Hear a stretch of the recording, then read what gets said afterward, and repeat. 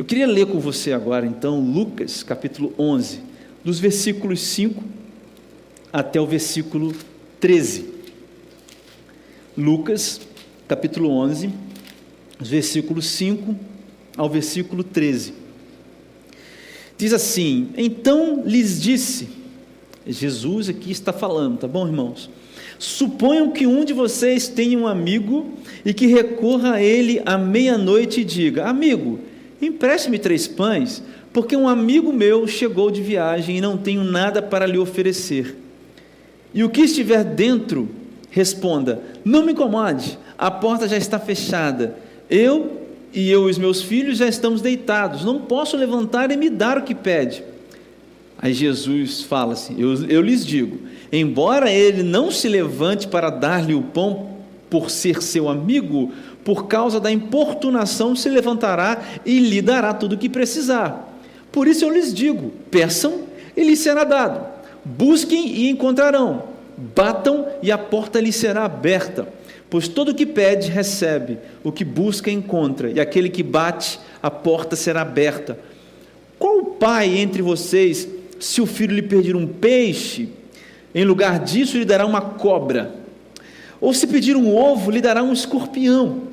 Se vocês, apesar de serem maus, sabem dar boas coisas aos seus filhos, quanto mais o Pai que está nos céus dará o Espírito Santo a quem o pedir. Essa é uma parábola que Jesus conta e que Lucas registra de maneira mais detalhada, logo depois que ele ensina a oração que nós chamamos de oração do Pai Nosso, para os seus discípulos, aqueles que estavam ali em volta de Jesus. E o que eu acho incrível é que ele meio que explica a oração do Pai Nosso com essa parábola, ou ele dá um viés para o que nós entendemos ser oração, ou a prática da oração. Antes de continuar, eu quero fazer uma pequena oração com você. Feche os seus olhos aonde você estiver. Senhor, toma nas tuas mãos todos nós, todas as coisas, todos os equipamentos aqui, todas as pessoas que estão ouvindo, caiam por terra todas as dificuldades, no nome de Jesus, que os corações estejam prontos a receber a tua palavra como uma semente poderosa nesta manhã. Fala comigo, fala conosco, no nome de Jesus, amém. Essa parábola, Jesus, ele está contando, sobre a ideia seguinte: um amigo, certo, chega na casa de um outro amigo, chega de noite, de madrugada. Presta atenção comigo, esse amigo chega na casa de um outro amigo, de noite. Aí esse que chegou está com fome. Agora esse que recebeu não tem nada para dar.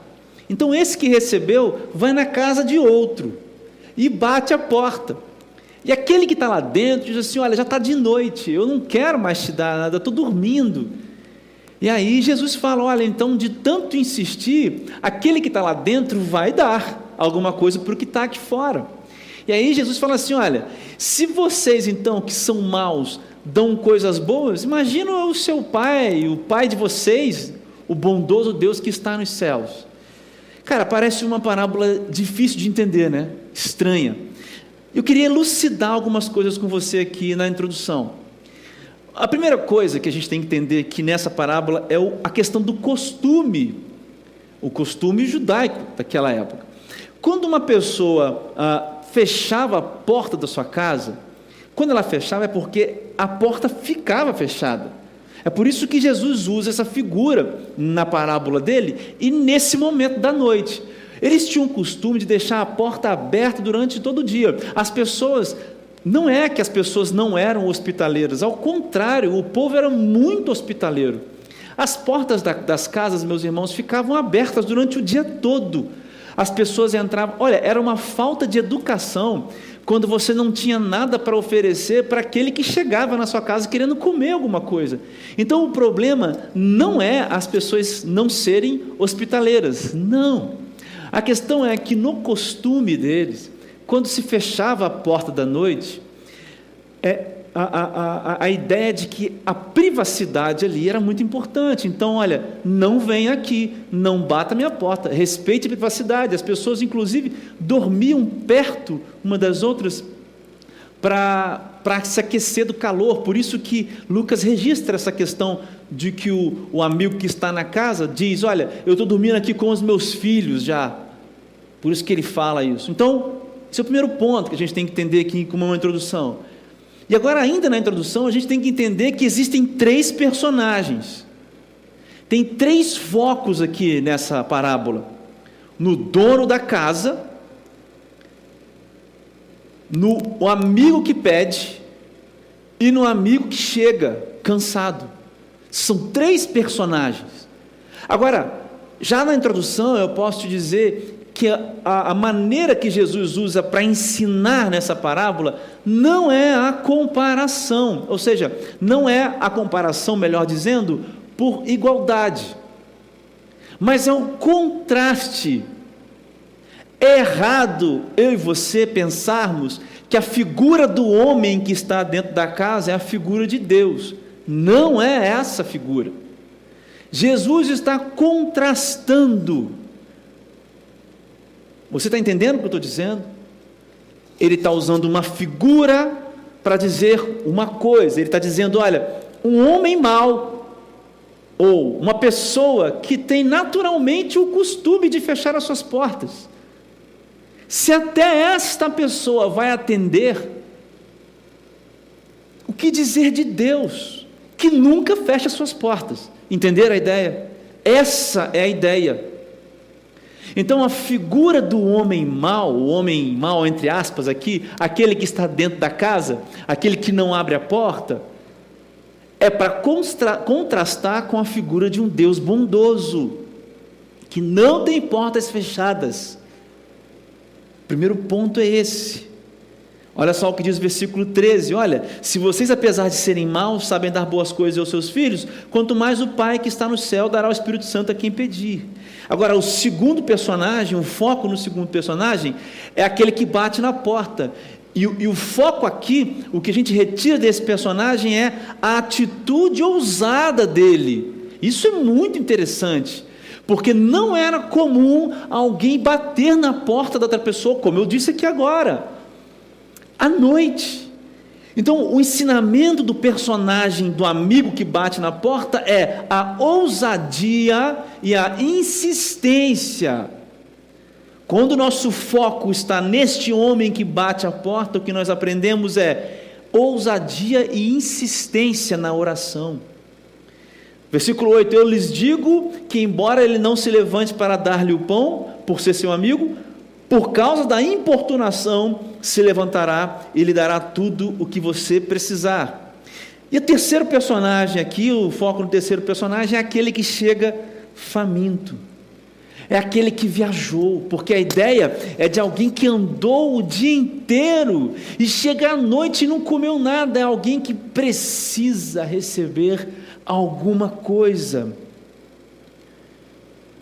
Versículo 6 diz: olha, porque um amigo meu chegou de viagem e não tenho nada para lhe oferecer. Você entende então 3 personagens?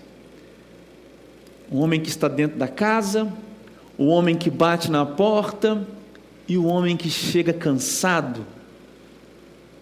E eu penso que a interação desses 3 personagens nos ensinam 4 lições sobre a oração.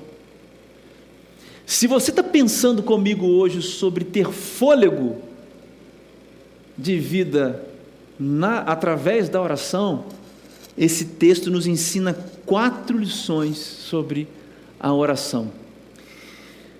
Meu irmão, eu queria dizer o seguinte, que não tem nada mais importante que eu queria falar hoje do que isso aqui. Sinceramente, eu pensei muito em convidar uma pessoa para pregar no meu lugar hoje, nesse fim de semana, por causa de muitas situações, mas esse assunto, ele é urgente. Esse assunto aqui é urgente.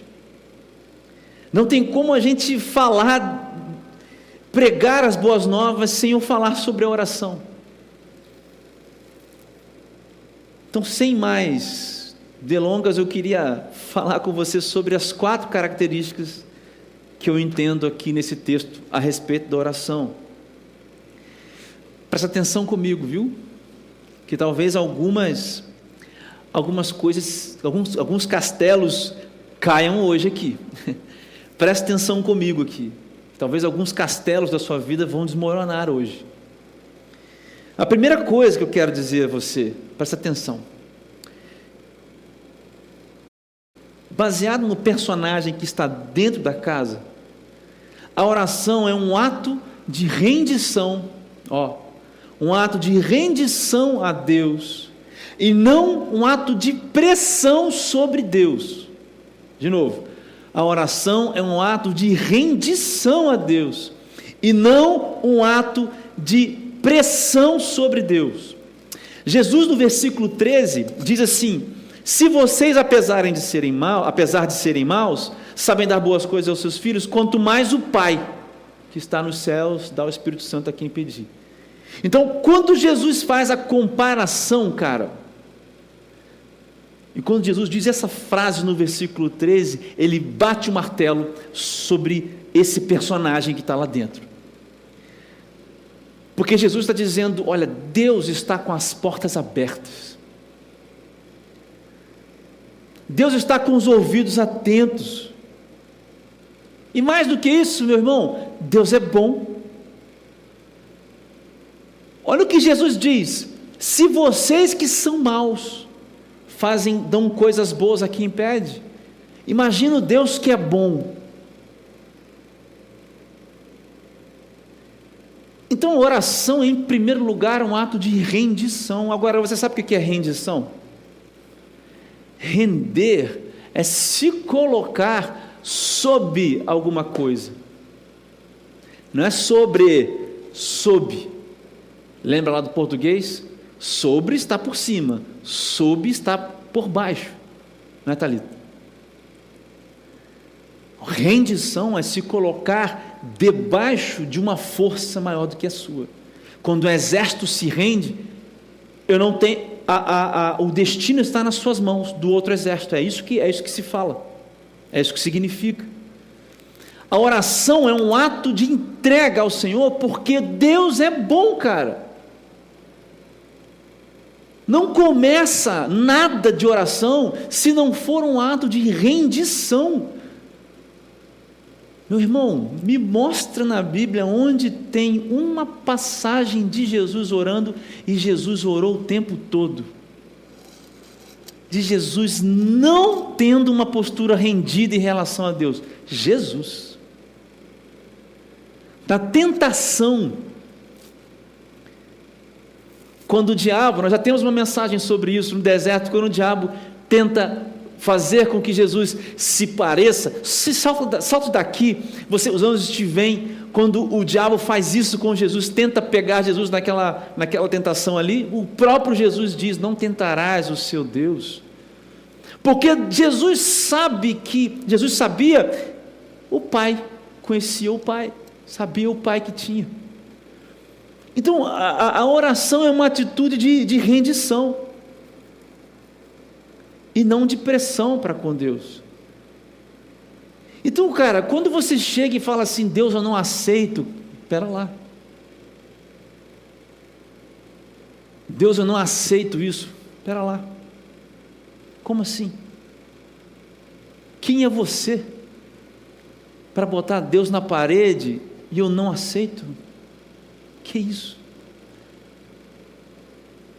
Você já viveu uma dor maior do que a que Jesus viveu lá, antes de ser crucificado? Você lembra da oração de Jesus? Nós vamos falar daqui a pouco sobre isso. Jesus fala assim: Pai, passa de mim esse cálice, mas não seja feita a minha vontade, mas a sua. A oração, é um ato de rendição. Se você não ora rendido, sabe por quê? Porque a rendição é um ato de fé.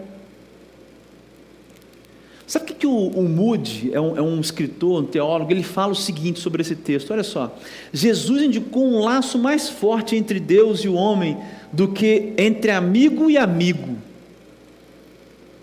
Ele dá não somente as coisas que o homem pede porque o homem é persistente, mas porque ele ama seus filhos. E essa frase é incrível, porque a questão é o laço que une você e Deus. Se o laço que une você e Deus é o amor de Deus para você, meu irmão, não pode passar pela sua cabeça a hipótese de colocar Deus na parede. Eu não aceito. Deus é amor, cara. Você acha que Deus manda sobre a sua vida ódio, ira, maldade? Bom, é verdade, a ira de Deus é real, mas a ira de Deus está sobre aqueles que são filhos do diabo, escravos do pecado. É verdade, nós pregamos domingo passado, para esses está destinado o fogo eterno. Isso aí é a ira de Deus. Mas para você que é filho de Deus, Deus se revela em amor. Todas as ações de Deus são em amor. Não de Deus é amor. Permissão de Deus das coisas é amor de Deus. E a fé é justamente construída nisso. Porque rendição e fé estão muito próximas. Só se rende quem crê em Deus, cara. Quem confia em Deus e quem obedece a Deus. Esse é o rendido. Porque a oração começa com esse coração rendido.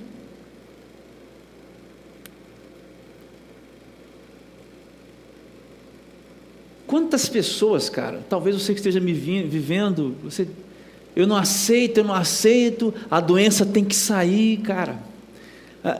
Para com isso, cara. Para com isso, cara. Experimenta se render aos pés de Jesus. Meu irmão, se uma situação precisa mudar para que Deus seja Deus para você, então é você que não mudou, cara.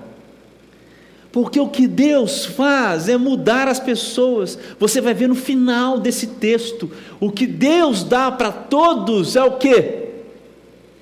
O que todo mundo recebe? Qual é o dom que todos recebem? Sem exceção, todos os que pedem recebem. Qual é o dom? Está aqui, ó, o Espírito Santo. O que o Espírito Santo faz? Muda a gente.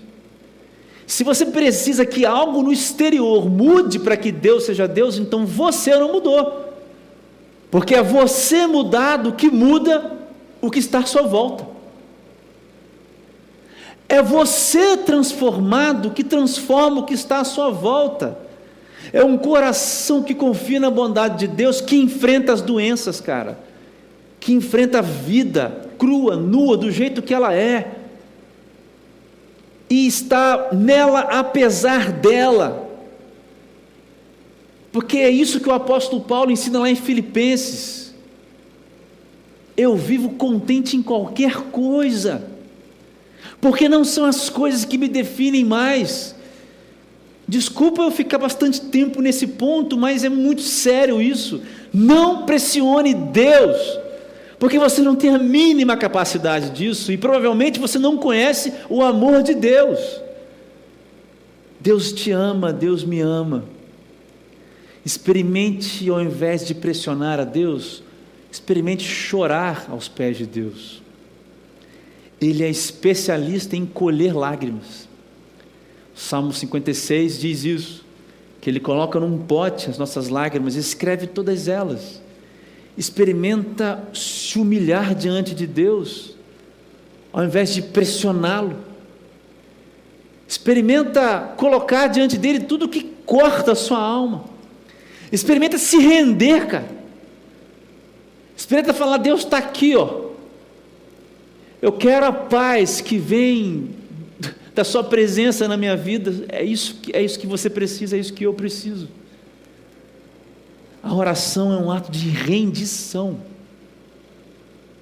Não se achegue a Deus sem estar rendido a Ele. Porque na verdade a rendição a Deus, cara, isso é a felicidade, cara. Dependência, rendição a Deus. Conhecer o Deus que nos ama. Meu irmão, eu tenho algumas experiências na minha vida, eu não tenho tempo de contá-las. Mas toda vez que eu entro num lugar, numa situação de vida que eu tenho medo, eu falo, mas espera aí, cara. Eu tive o privilégio de ver a bondade de Deus me guiando, cara. Aí eu oro, peço forças. Aí eu oro e choro.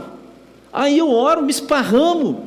Eu oro, fico triste também, porque nós somos humanos, cara. Ninguém aqui é um robô. Mas eu oro sabendo que Deus é bom. Eu me rendo. Eu me rendo. Por favor, não pressione Deus. Segunda coisa que eu aprendo aqui é com um amigo que está batendo a porta. Cara, a oração é uma arma. E nós estamos em guerra. Versículo 5 diz o seguinte: então lhes disse, suponham que um de vocês tem um amigo e que recorra a ele, aonde? À meia-noite. Cara, Jesus não falou meia-noite à toa não, cara. O amigo que está chegando cansado, tá certo? O amigo que está chegando cansado, está chegando meia-noite. Então o cara vai bater na porta do outro meia-noite, no horário mais impróprio. E sabe o que esse meia-noite significa para mim? Que é uma situação difícil, que é uma situação complicada. A oração é uma arma, porque nós estamos em guerra. Agora, essa arma, cara, não fere pessoas. Essa arma não é para ferir as pessoas. Não é para Deus, não é para ter virada. E quem me humilhou vai ter que beijar os meus pés. Nossa, isso é a antítese do Evangelho, cara. Essa arma não é para ferir as pessoas. É para fortalecer o soldado. A oração é uma arma que fortalece você no campo de batalha. Olha só Mateus 26, 41, Jesus lá, tá certo? Está indo orar à noite porque logo ele vai ser preso. Aí é naquela situação que ele encontra os discípulos dormindo, vai e volta, os caras estão dormindo. Aí ele diz assim, olha, vigiem e orem para que não caia em tentação, o espírito está pronto e a carne fraca. A palavra vigiem no grego, a ideia é o seguinte, olha, estejam alerta. A ideia é de alguma coisa que está iluminando na escuridão. Estejam alerta, não baixem a guarda quando a noite chegar. Olha só, cara, a ideia. Não é vigiar quando o sol está se pondo, é vigiar quando não se vê as coisas, quando a situação é contrária, adversa. Não baixe a guarda quando a noite chegar. É por isso que a oração é uma arma, porque ela fortalece o soldado. A situação é de guerra, meu irmão. A situação é difícil. A situação é se alimente ou morra no campo. É por isso que a oração é fôlego de vida para nós que somos filhos de Deus. Quem não ora está morto, é um soldado abatido. Ponto. Agora, contra quem nós estamos lutando?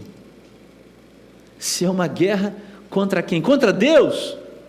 Porque assim, botar Deus na parede é a luta contra Deus. Luta contra Deus. Nós estamos lutando com as pessoas, é com as pessoas que são ruins para a gente, que humilham a gente, que pisam a gente, é contra essas que a gente está lutando? Também não, cara. Contra quem está lutando? Eu creio que nós lutamos contra nós mesmos. Nós estamos lutando contra o pecado. Nós estamos lutando contra o pecado. Contra o que o diabo faz nas nossas mentes. Você lembra do texto de Efésios? que diz que nós não estamos na luta contra sangue nem contra carne, mas contra os principados e potestades do ar. Isso está em Efésios, no capítulo 6, a partir do versículo 10. E como é que é essa luta, cara, contra o diabo? É sai Satanás, está repreendido? É isso também. É isso também. Mas é muito mais na prática da vida. É contra as coisas que o diabo coloca nas nossas mentes. Lá em Tiago, capítulo 1, quando Jesus explica provação e tentação, ele explica, lá em Tiago, eu falei Jesus, nem estou lembrando, mas lá em Tiago, capítulo 1, quando nós vemos a Bíblia explicando a respeito da tentação e da provação, nós entendemos muito claro ali nas palavras, que a provação é algo que Deus manda para nós, mas a tentação é algo que o diabo coloca na nossa frente. Agora, a questão da tentação é encontrar um coração que está, cara, fazendo, tá magnetizando ali, eletromagnetismo, sabe? Física. Quando você está na mesma frequência do pecado, vai fazer assim, ó, colou. Essa é a guerra. Essa é a guerra. E como é que se descola? Porque o pecado é natural para mim e para você. Eu e você somos caídos, corrompidos. Como é que descola o pecado? Cara, uma das chaves é orar. Uma das chaves é orar porque ela, separa. Quando a tentação vem, o diabo coloca as tentações em volta da gente, o nosso coração não está nessa frequência não, cara. Eu posso te falar uma verdade? Isso aqui é a maior verdade que existe, porque eu vivi isso muito fortemente na minha conversão. A vida foi depois de um tempo, eu fui trabalhando muito, e eu fui perdendo um pouco o tempo de oração, e cara, como o diabo vem, e como o pecado vem tomando espaço, até que Deus abriu minha mente, olha, não falha na oração não. O que a oração faz, cara, com a gente? Ela nos livra cada dia a mais de nós mesmos e nos aproxima mais de Deus. É porque assim, a oração, ela faz você parecer mais com quem, cara? Com Jesus. Sabe quando Paulo fala lá em Coríntios 11:1, 1 Coríntios 11:1, ele diz, lembra? O que Paulo fala? Sede meus, imitadores, assim como eu sou de Cristo. Você quer imitar Cristo? É aqui na oração que a gente recebe de Deus e vai se transformando, vai deixando a gente pelo caminho, vai tendo mais de Deus em nós, e é por isso que o pecado vai se afastando, porque, cara, olha, aonde Deus habita, o pecado não habita não, cara. Sabe, eu poderia falar da oração aqui, sobre, você tem que conversar com quem você relaciona, você está cansado de ouvir isso, mas a oração é muito mais do que uma conversa.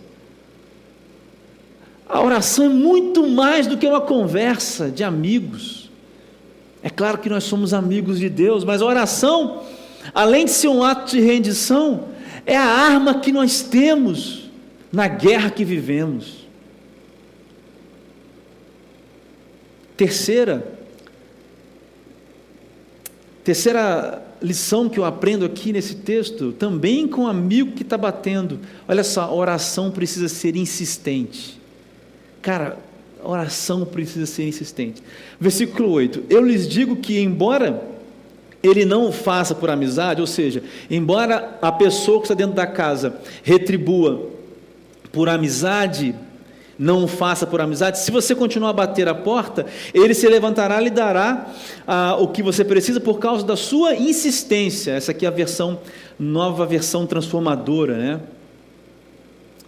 O que significa essa palavra insistente? É chato? Não é chato não, cara. A palavra insistente tem a ver com duas coisas: constância e urgência. Constância e urgência. A oração tem que ser insistente, ela tem que ser constante e urgente. Olha só, Efésios 6, versículo 18: Orem no Espírito em todas as ocasiões, com toda oração e súplica. Tendo isso em mente, estejam atentos e perseverem na oração por todos os santos. O apóstolo Paulo dizendo aos crentes de Éfeso: olha, tem que orar o tempo todo. Agora, a constância na oração tem a ver com o negócio que eu inventei há alguns anos atrás. Se eu fosse coach, eu ficaria rico, porque eu inventei um negócio muito legal. Eu chamo de teoria 3D, tá? Eu inventei isso nem porque, gente, isso veio na minha cabeça um dia, mas, cara, tem a ver aqui, ó. Para você conseguir as coisas na vida, né, os objetivos: determinação, dedicação e disciplina. Determinação, dedicação e disciplina. Tem que determinar uma coisa, tem que decidir uma coisa. Constância tem a ver, eu decido, eu vou orar 3 vezes, 2 vezes, 1 vez por dia, mas eu vou orar. Decidiu, determinou. Você tem que se dedicar a isso. Não dá para orar 3 vezes por dia se você trabalha 20 horas por dia, porque ninguém aguenta. Não é para você entregar para Deus lá na hora de dormir, ajoelhou 10 segundos, Deus, estou cansadão, está rolando hoje não, está de boa, que você conhece, pá, vou dormir. Isso aí é falta de dedicação. Você precisa se organizar para a oração sua ser constante, cara. Tem que ter, de repente, um relógio, bater no seu relógio.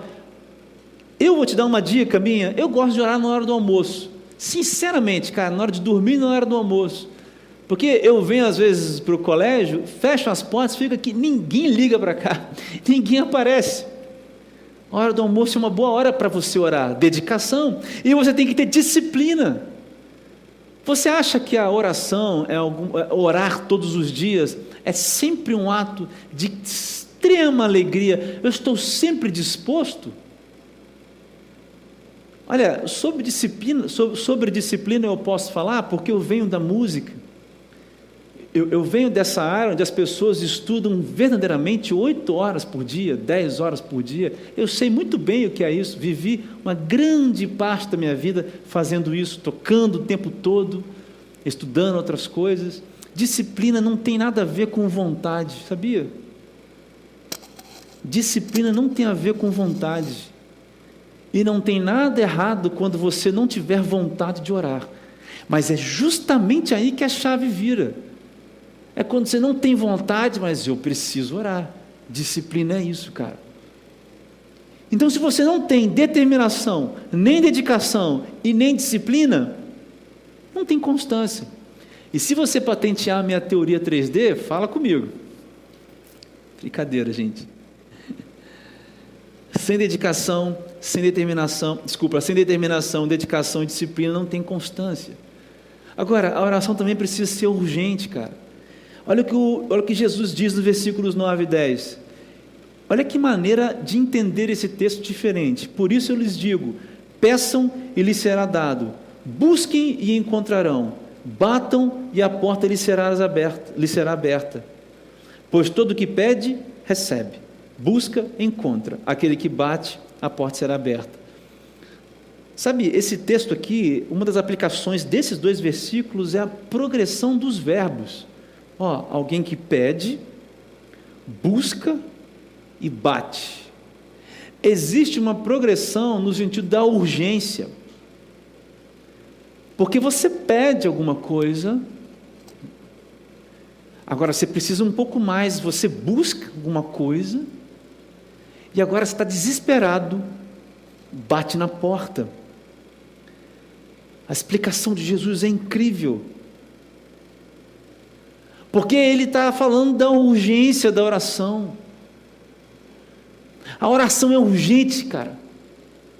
Tem que ser hoje, tem que ser agora. Meu irmão, você está fragmentado por dentro. A oração é urgente para você, cara. Você está destruído por dentro. A oração é urgente para você. Você está alegre, feliz, demais.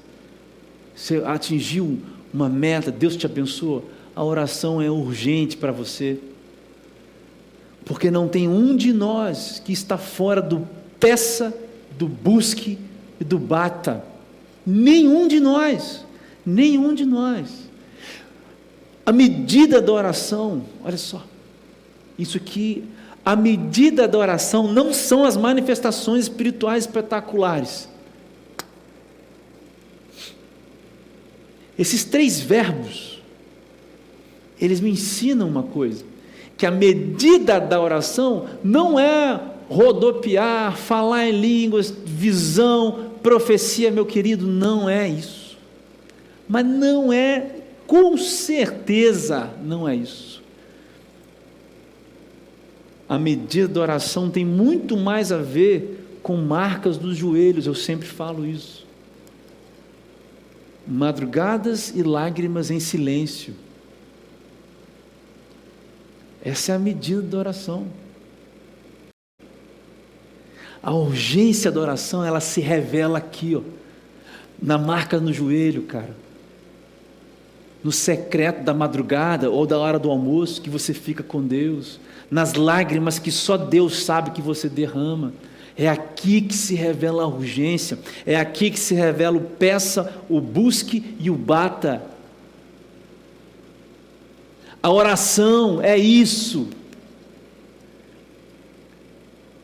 As manifestações sobrenaturais, elas são importantíssimas, é claro que são, é óbvio, é lógico que são, e acontecem entre nós, mas isso são consequências, e não definem uma vida de oração em hipótese alguma. Essas coisas podem acontecer? Podem. Acontecem comigo? Acontecem também, mas elas não medem a minha vida de oração com Deus, nem perto. Eu quero que os meus joelhos sejam calejados. Você sabe que na casa do John Wesley, as pessoas visitam, o quarto dele, aquela famosa oração que ele fazia lá, e todo mundo sabe, e a história do Billy Graham que foi lá e tal, mas o fato é que no quarto dele tem as marcas do joelho lá, no chão.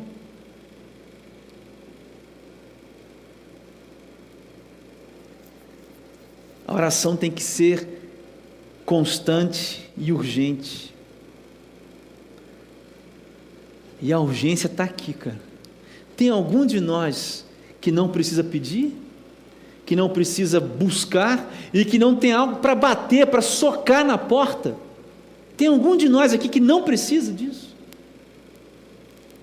Essa urgência vai se revelar lá, nas madrugadas, no seu secreto com Deus, nas lágrimas que só Ele vê. Recapitulando para a gente finalizar, a oração é um ato de rendição a Deus. A oração é uma arma, porque nós estamos em guerra. A oração precisa ser insistente, constante e urgente. E por último, você já reparou que nessa parábola, dentre esses 3 personagens, certamente o que você se identificou aqui foi o que chegou cansado. Foi ou não foi? Com qual desses personagens você se identificou? Com aquele que está dentro da casa, que não quis abrir a porta?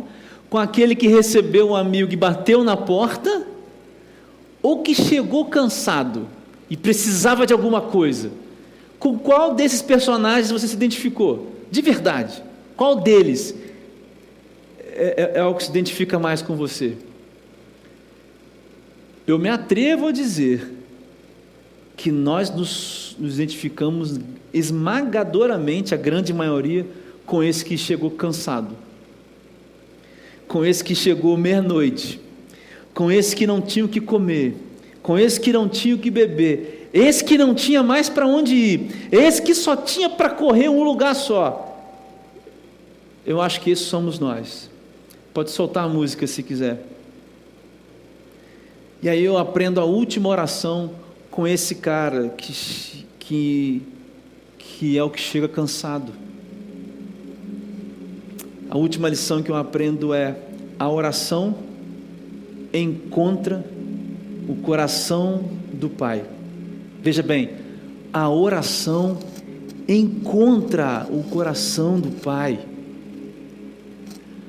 A oração não cai, ela não é uma flecha que vai com o vento para outro lugar. Meu amigo, a oração de um coração rendido, de alguém que usa oração como uma arma porque está em guerra, de alguém que é insistente, essa oração, meu irmão, ela não tem outro destino a não ser o coração do Pai. Versículo 13, mais uma vez: se vocês, apesar de serem maus, sabem dar coisas boas aos seus filhos, olha, quanto mais o Pai que está no céu dará o Espírito Santo a quem o pedir. Cara, o ponto mais alto dessa parábola é de novo o contraste. O ponto mais importante, pessoal, dessa palavra é o contraste entre aquele homem que está lá dentro da casa e não abre a porta, e Deus. Assim, é o contraste. Sabe qual é o ponto mais alto? O contraste, cara, da chegada daquele que chegou cansado até o que está dentro da casa, e aquele que chega cansado e quer chegar até Deus. Está entendendo? Porque o objetivo de quem chegou cansado era comer alguma coisa, algum descanso, algum alívio, cara. E para esse cara que chegou cansado na parábola, foi muito difícil, cara, para ele.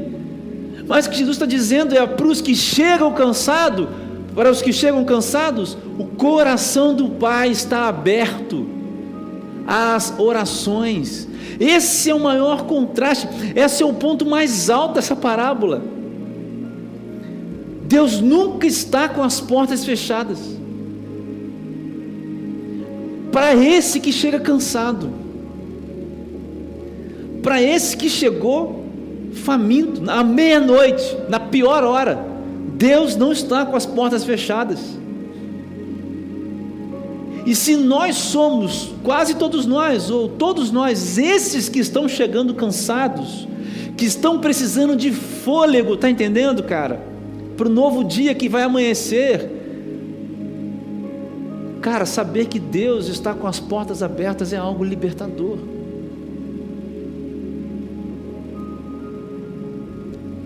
É algo libertador, cara. Agora, Jesus em Mateus 26, 39, faz aquela oração que eu falei no começo. Mateus 26, 39, indo mais um pouco adiante, prostrou-se com o rosto em terra e orou: Pai, se for possível, afasta de mim esse cálice, contudo não seja feito como eu quero, mas sim como tu queres. Esse exemplo de Jesus é especial, porque Jesus está num sofrimento tremendo. Porque você sabe, Jesus já sabia o que o esperava, e Jesus não sofria. Já preguei isso aqui várias vezes, e várias. Jesus não estava sofrendo por causa dos cravos, nem por causa dos cravos nos pés e nas mãos, da coroa de espinhos. Jesus estava sofrendo porque o pecado da humanidade estava ia ficar todo sobre os ombros dele, e ele seria separado do Pai, porque o Pai não olhou para ele naquele momento. Por isso que ele fala, um capítulo à frente: Pai, por que me abandonastes? Esse era o sofrimento de Jesus. O sofrimento de Jesus era esse. Agora, essa oração de Jesus nos ensina muitas coisas, mas dentre elas, o fato de que no sofrimento nós temos abertura completa a Deus. Se Jesus orou assim, no sofrimento, no maior sofrimento do mundo, e Deus deu a resposta a Jesus, e Deus se comunicou com Jesus, por que Deus não vai se comunicar comigo e com você? Para o sofrimento que estivermos vivendo, o coração de Deus está aberto. Cara, você já parou para pensar nisso? Agora, essa oração de Jesus aqui também é incrível, cara, porque nunca mais os filhos de Deus ficarão separados dele, como Jesus ficou naquela hora lá da cruz. Nunca mais. E é por isso, cara, que se você orar agora, Deus vai ouvir sua oração, Porque o que separava, Jesus levou. Essa oração aqui, ó, que Jesus fez, ela mostra para mim e para você o peso que ele teve que carregar. É o peso da porta fechada, que agora está sempre aberta. Para os que são filhos de Deus, as portas estão sempre abertas. O coração de Deus está sempre aberto. Os olhos do Senhor sempre atentos. Os ouvidos do Senhor também sempre abertos. As mãos do Senhor também sempre sobre nós. Então, qual é o sofrimento? Você está chegando cansado de quê? Não tem que passar por mim. Não tem que socar a porta de outra pessoa. Nós somos maus. E mesmo que você viesse aqui, eu oraria com você. Agora imagina Deus, que é o dono de toda bondade, que é o Criador do verdadeiro amor, que é o amor. Então, cara, seja qual for a viagem que você está, da viagem que você está vindo, seja qual for o cansaço dos pés que você tem, seja a fome que você tenha, o caminho é direto com Deus, a ligação é direta com Deus, e o coração de Deus está aberto, e os olhos de Deus também, e os ouvidos e as mãos de Deus, agora mesmo para você. Mas por fim, essa parábola também me faz uma pergunta, me faz fazer a mim mesmo uma pergunta: o que é mais importante eu pedir, cara? Já parou para pensar nisso? O que é mais importante pedir?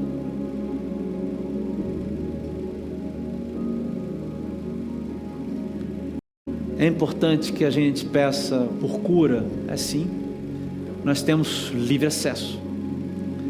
É importante que a gente peça pela cura das nossas almas machucadas? É muito. Nós temos livre acesso.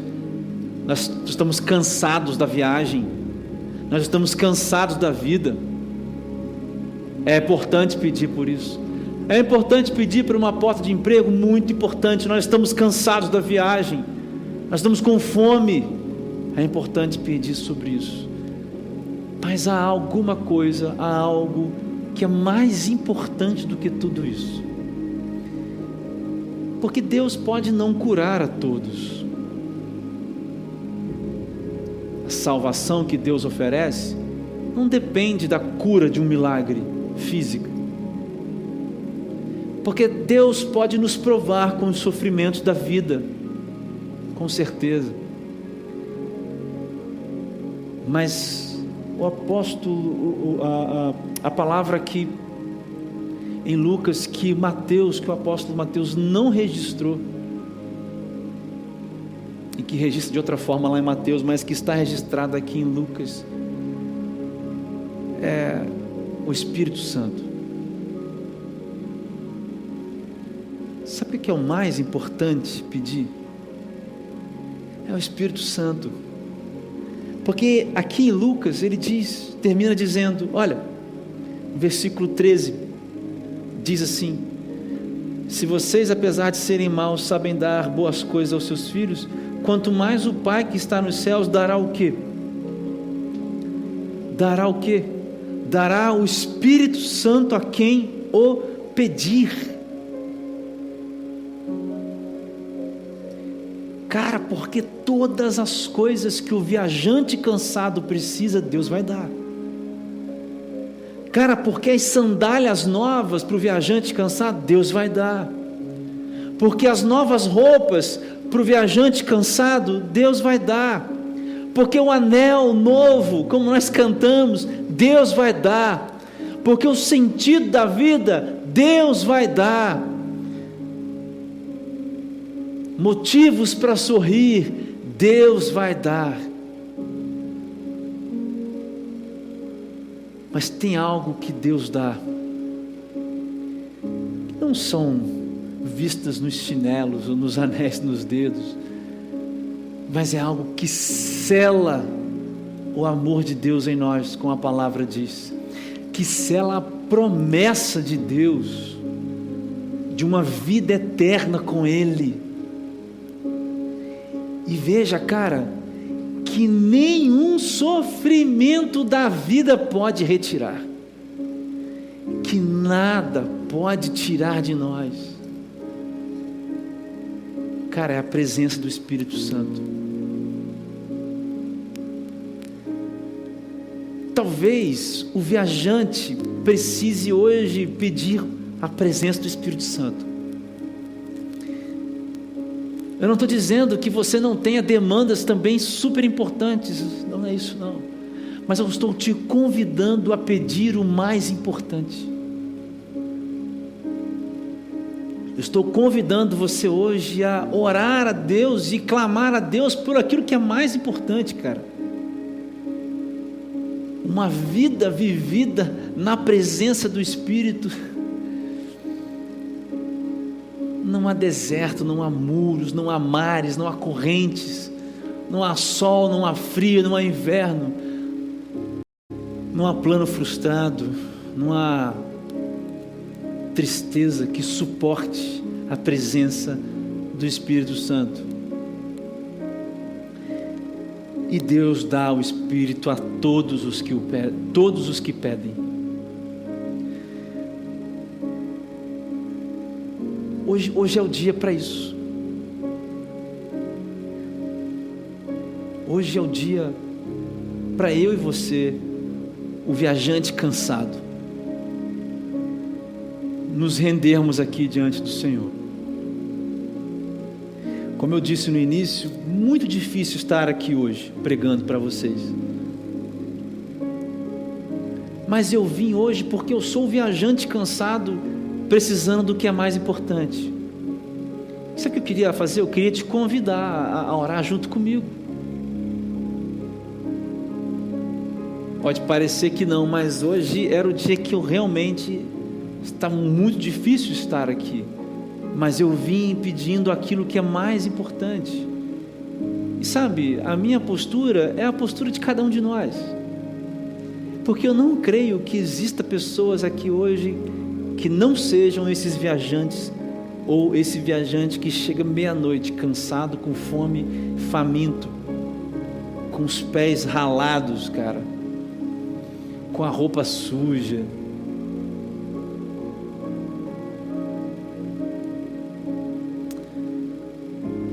É hora da gente pedir aquilo que é mais importante.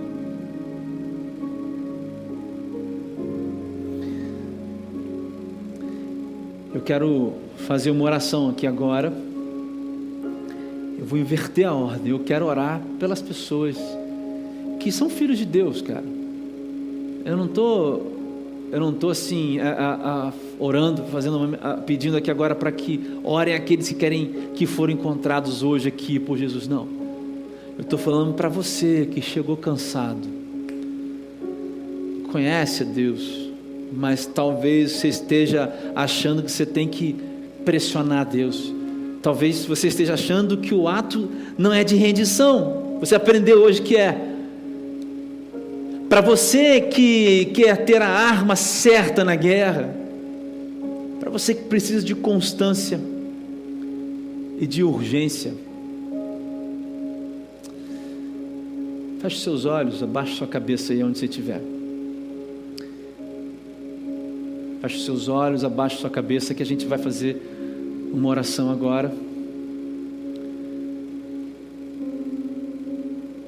E eu queria que você tivesse em mente isso. Deus não está com as portas fechadas, nem para as suas demandas, e muito mais para a presença do Espírito Santo. Querido, nós não vamos sair daqui hoje, talvez, com os nossos problemas resolvidos, creio que não. Mas eu creio que nós vamos sair hoje daqui na companhia de alguém que vai ouvir o nosso choro, que vai receber nossas orações, que vai caminhar com a gente. Eu creio que nós vamos sair daqui hoje certos da presença do Espírito Santo entre nós. vai acalmar a nossa mente, vai dar paz ao nosso coração. Senhor, eu venho nessa manhã, Pai, pedir ao Senhor, Deus, nessa noite, eu venho buscar, nessa manhã, e eu venho bater na porta também nessa manhã, porque o que eu quero achar, Deus, é a sua companhia. O que eu quero encontrar, Deus, é a presença do Espírito Santo. O que eu quero que se abra para mim, Deus, é o rio da presença do Espírito Santo na minha vida. É isso que eu quero. Nós temos muitas marcas das viagens. Nós estamos chegando, Deus, cansados hoje. Nós sabemos que o Senhor está com os olhos abertos, com o coração aberto, com os ouvidos atentos à nossa voz. Nós sabemos, Senhor Deus, disso. Nós não precisamos temer, e nós sabemos que a nossa oração está, ó Deus, assim, direcionada ao Senhor, e atinge ao teu coração como uma flecha que não erra o destino, porque é o Senhor quem fez isso tudo mesmo.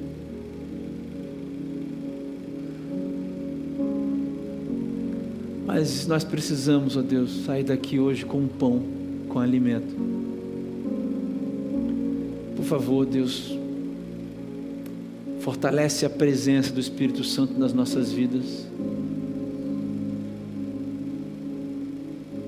Refaz os caminhos, Pai.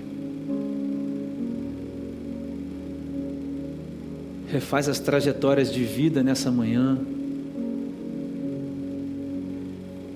Encontra, Deus, nos olhos marejados, nos olhos que choram, Pai. Encontra rendição nessas vidas. Fortalece-nos, Deus, para a guerra, que logo ali já vai se manifestar nas nossas vidas. Nos ajuda, Deus, a ser constantes, disciplinados em oração.